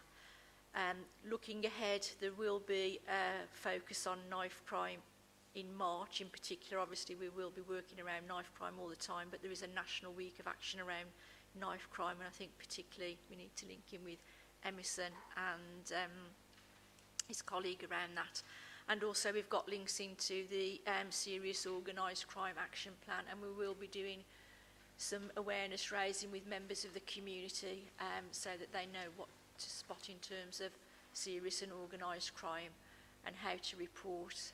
So that will be coming on stream in the new performance year, so from the 1st of April. So we have got a lot of work going on. We were conscious that we had seen an increase in violent crime in the borough, and we are working as partners really to tackle this issue across all ages really, and all parts of the borough. Sue, thank you. Any questions for Sue? I think it's very timely that we concluded there with the update around the violent crime work. A lot of work going on and a lot of work to continue moving forwards over the next year. Violent crime, one of the key issues that you've identified that you would wish for us to focus on, and I think we would all agree in terms of particularly keeping our children and young people safe. It's an absolute priority. Before I just summarise and close proceedings for the evening, sir, I am conscious you haven't had the opportunity to ask your question, so if you wish to ask it now, and then I will... Cheers. Right, I come from a collegiate in Owen, meaning our nearest town is Owen, where the missus does shopping, whatever. Safe and sound in Owen does not exist in the moment. There is no CCTV working in Owen at all, and there hasn't been for 2 months. I found out by accident. I've been in touch with the council, got fobbed off. Luckily, I've got contacts. Basically, the missus who's carer for her mother took her shopping Saturday afternoon. Mother-in-law's in a wheelchair, so I was pushing the mother. The handbag goes over the handlebars, so I can see it as pushing it. When they got down to dancers, there was a chap playing an organ or some crap during he was there anyway, and it says, mother-in-law says, go and give him a quid, I'll pay for it. So for quickness, it took it out of her own bag. 3 seconds, the purse had gone by the time I come back. They'd only gone 5 yards and I found out the purse had gone. Straight away, I rung up, cancelled it. Got in touch with me, I went straight down there, and where Dancers is, there's a CCTV camera pointing up towards the precinct, and there's another one pointing to Dancers, and I thought, I've got them. I knew the time is between 1:30 and 2 o'clock, roughly. All I had to do was ring the CCTV place up and ask them for that information. Luckily, I've got contacts, and I've found out since that the number I was given, it's only Dudley Council, and the cops who have got this number, who go straight through to Sedgley CCTV. When I rang them up, this was Monday morning, they thought I was a copper, and she told me that they haven't been working for 2 months. And I says, why is that? He says, can't answer that, and they won't be. Now, that is, so safe and sound in Owen. Can I just come in? So let's take that one sort of separately. I know the council are working really hard around CCTV. What we want tonight to be about is the borough-wide stuff. I think if we can take your so if we right, let's take this issue separately as an operational local issue for Hales Owen to have that conversation, get your details, and then we can work that through separately. So absolutely hear what you're saying. Let's take that separately and have a discussion, so I've got your details at the end. Great, thank you. Okay, so if I can just bring things to a close. I think everybody will have got a strong understanding around the breadth and scale of work that is taking place across our borough to work relentlessly as partners and with local people to prevent harm, to prevent crime, to prevent offending. And the key word here is prevention. Prevention is about everybody coming together, and tonight was about sharing what people are doing, building on those really fantastic, strong foundations. So in terms of what happens next, we take everything from tonight, we pull things together, and we will now take that together with the strategic assessment, which is in its draft form, and develop our plan for 2019-20. In terms of the priorities that you've highlighted through the Mentimeter, particularly the top ones of reducing offending, violent crime and antisocial behaviour, I trust that you will have heard from the updates from the subgroups that those are things that we are working hard on. It's about continuing to build on that. So there is nothing that I, as the chair of the Community Safety Partnership, have heard this evening that we haven't already got in hand. A particular emphasis and focus around protecting our young people has come across loud and clear in a number of different ways this evening. Events like tonight don't happen by accident. There are just a number of people, if you would indulge me, I would like to thank for the hard work that's gone into pulling this together. Sue and Kat particularly have worked so incredibly hard in making tonight happen. And they don't just work incredibly hard in terms of tonight, they work incredibly hard throughout the year in orchestrating, coordinating and doing a lot of the doing that underpins the updates that you've heard this evening. So for all of us as a partnership, our massive thanks. You work tirelessly. I know how hard you work, Sue. I've had words with Sue around emailing at all times of the day and night and at weekends. But Sue and Kat are the driving force behind everything. They are the doers that brings it all together. Neil and Steve, thank you. Thank you for making the technology work, the digital, the interactive, the reaching out more widely. I think we often know that sometimes the tech doesn't always come off. It's been incredible seeing what's happened tonight, and I trust that everybody has actually found it useful, insightful, and informative in doing this sort of interactive stuff at the beginning. My thanks as well to Bishop Graham. Bishop Graham, who was here with us, left a few minutes ago. Looking forwards, Dudley Borough has a Forging a Future for All vision through to 2030. There are 7 strands to that work. One strand is about creating healthy, safe and resilient communities. Bishop Graham is leading that work. The work we do in the Community Safety Partnership will feed into the work that he is developing, and Sue and I are actually sitting down on Wednesday with Bishop Graham to really join up, and I think that work more widely through to 2020 can but continue to enhance what we're doing. And finally, my thanks to everybody, in fact, not penultimately, my thanks to everybody who's contributed tonight. The updates from the subgroup, comprehensive, informative, and shows just how hard everybody is working. My particular thanks to Emerson and Georgia, representing the voice of young people. It can be daunting to come along and talk to in a forum like this. You've done brilliantly, and we look forward to working with you through your tenure over the next couple of years. And finally, my biggest thanks of all goes to those of you as citizens who've come along this evening, who've given up your evening. Thankfully, I don't think it started snowing yet outside. That's supposed to be tomorrow night. But none of us can do what we do without our relationship with the public. Everything we do is about our local citizens. So for those of you who've come out on this cold winter's night to be involved, to continue to be involved, our greatest and most heartfelt thanks of all goes to you. Thank you so much. Have a safe journey home. And we look forward to working hard over the year ahead and seeing you again in January 2020. Thank you.